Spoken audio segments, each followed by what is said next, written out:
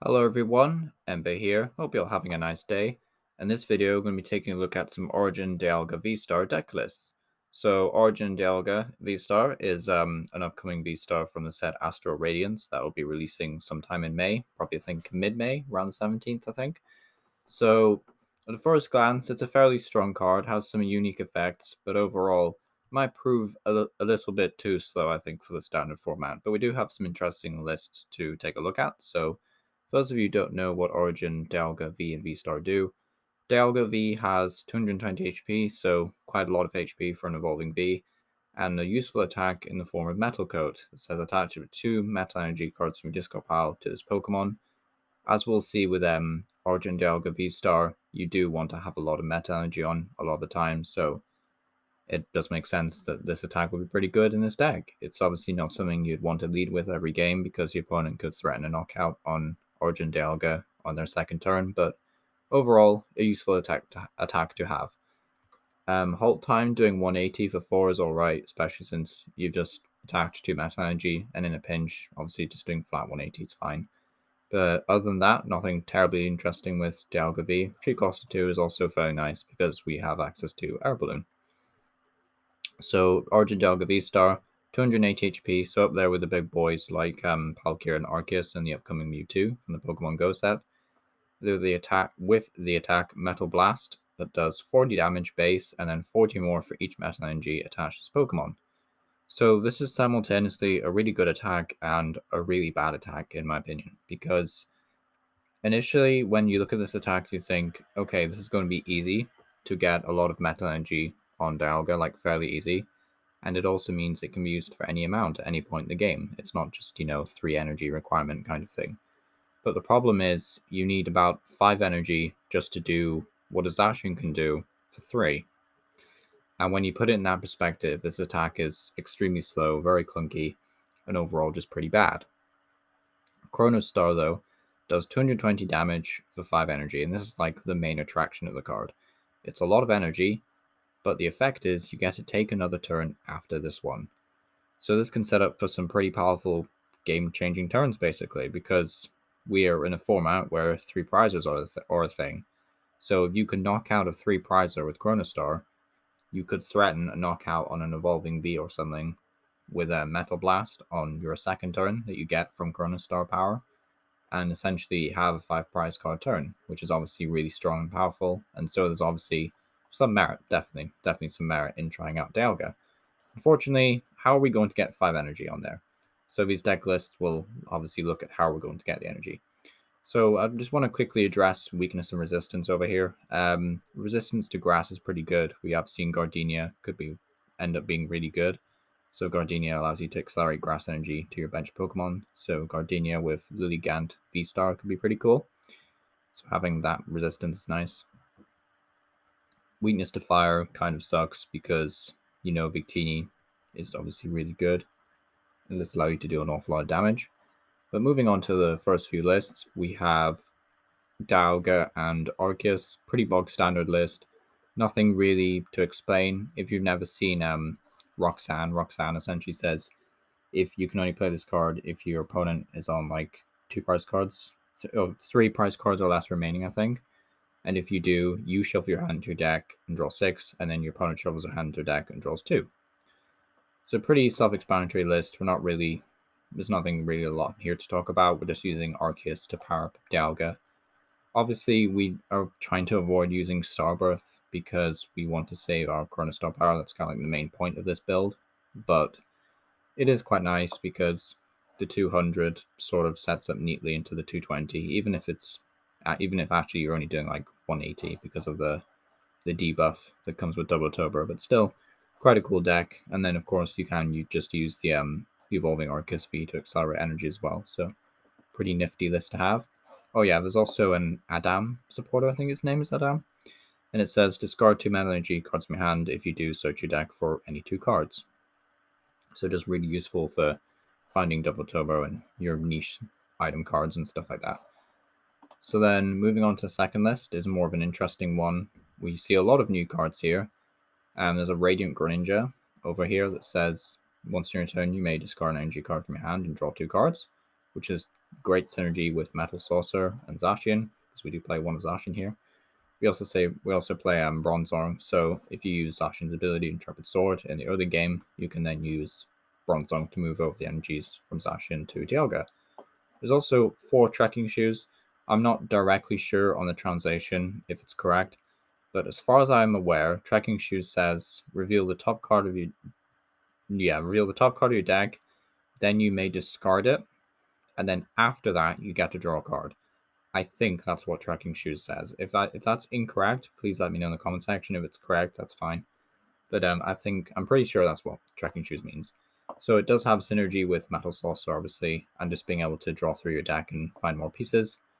A note on the previous list: this list is running Cheryl, because what you can essentially do is say, right, I'm going to have Bronzong move all my energy from Dialga over to Zacian, for example, or Baby Dialga, and then just play a Cheryl, and then all of a sudden your Dialga is fully healed, and then you can just move them all back in the same turn with Bronzong for a really powerful combo. Anything else to talk about? No, not really. Fairly straightforward after that. Competitive wise, I think this is actually more competitive than the Arceus variant, just because Arceus is, I think, a slower route, and you can't really utilize Starbirth, which is one of the best things about Arceus. So I would say look to this list before, relying on Arceus. But moving on to the third list is a similar kind of Bronzong setup play, leaning more into the Zacian, so I prefer this list personally. But it also plays 4 of the new Diancie. Now, Diancie says prevent all effects of supporters done to your benched V Pokemon. Benched basic Pokemon, actually. It might just be benched basic, not just benched V. But Diancie essentially stops Boss's Order. So this fits into the very slow attitude of this deck, and you can kind of see where the deck goes from here, because all you really want to do is use Zacian's Intrepid Sword over and over again, have a Diancie in the active, or Diancie or 2, and then just use Bronzong to move all the energy to Dialga V, and then evolve when you need to, because obviously as soon as you evolve your V into your VSTAR, then Diancie doesn't work anymore. But a really cool combo, to be honest. Obviously, you don't mind 1 or 2 Diancie dying, because your Dialga will hopefully reset that effect with the Chrono Star power, allowing you to catch up in some regard. So I do think this is a pretty cool combo deck. You're sort of utilizing a lot of your Pokemon to full advantage. Again, we are playing Greninja just to have more synergy with Metal Saucer. It's pretty cool. 1 mana fee, just so your opponent can't really snipe your Bronzongs, which makes a lot of sense. So like Urshifu can't just ignore Diancie and target down your bench guys, basically. So it's pretty cool. And not a whole lot else. Oh yeah, there is a Temple of Sinnoh. So Temple of Sinnoh says special energy in play, apply as 1 colors. So all those double turbo, all those fusion strike, all that good stuff, that's just 1 colors now. So really strong stadium to have. But we do, we are a metal deck that needs to play 16 energy, so very tight for space sometimes. But yeah, cool list overall.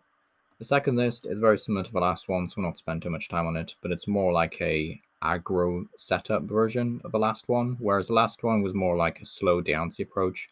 This one's looking at Dialga with Inteleon just to speed things up a bit. It also allows you to find very niche one-offs, such as a Cynthia's Aspiration, you're one of Avery, you're one of Roxanne, you're one of Raihan, you're one of Cheryl, one of Scoop Up Net if you really wanted. So yeah, a lot of one-offs in this deck. I'm personally not a fan of Inteleon builds right now, but I think if a lot of people are used to these sort of builds and they're really at home with them, they're comfortable playing with these decks, then I think this is probably the best Dialga list for you. I'm personally more leaning into this one because I just like the idea of using Diancie as a wall Pokemon, but could be cool. So this one, again, is sort of similar to the last few, but there's more of an emphasis on healing and tanking, and less of an emphasis on Diancie. I would still maybe run 1 or 2 Diancie in this sort of build because it is essentially the same strategy. You're just playing a couple of extra tech cards. For example, this list is playing a Cape of Toughness, so Zacians can get a bit bigger. It's also playing a fresh water set to heal 20 from all of your Pokemon, as well as 2 Crystal Caves and 2 Cheryl. So definitely more emphasis on healing in this one.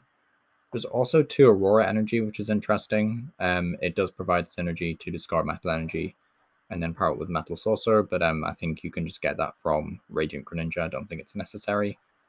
And you can also attack with Luminion, I guess, in a pinch, because you can Bronzong your Metal Energy over to Luminion if you really wanted to. But yeah, a bit of a strange list. I would remove the Zinnia, add another Rowan, and then maybe remove the Bird Keeper, add like a 4th Quick Ball, and then like find a room for a Greninja. But yeah, it's an interesting list. Very interesting. The next list, I'm not so sure on this one, but Magnezone, yeah. So for those of you who haven't seen Magnezone, Magnezone just says, once in your turn, you may look at the top 6 cards of your deck and attach any number of Metal Energy to your Pokemon in any way you like. Is this good? I don't think it's particularly great, but some people obviously thought it was pretty good and thought they'd try it out.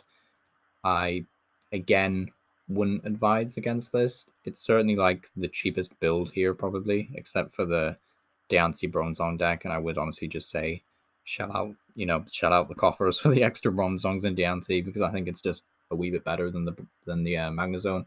Of course, there will be those wacky turns where you're like able to pull off this amazing turn 2 Chronostar V-Star power, knock out an Evolving V, get really ahead in the game. But I don't think it's going to like happen too often, especially since you'll need to hit 3 energy from the Magnezone on your second turn, assuming you've attached 1 for turn and then 1 last turn. So yeah, and you've only played 12 energy, so yeah. Crazy deck. At least you can guarantee 1 with Primate Wisdom. That is something. Oh yeah, and Trekking Shoes lets you draw extra cards with Primate Wisdom. That's pretty cool. So moving on to the last list, this is sort of a slightly more consistent version of the Magnezone deck. Initially, I thought, oh, this is kind of cool because you can use Arceus V-Star Star Power to like search out for Rare Candy and Evolution Incense, and then get Magnezone out pretty quickly. But that just defeats the purpose of playing Dialga. So what this list is trying to do is what we looked at in the very first one, is use Arceus to power up Dialga and then kind of have Magnezone as a support Pokemon, I guess. Which is strange because you think at that point you wouldn't need the more energy in play, but this person obviously thinks you do.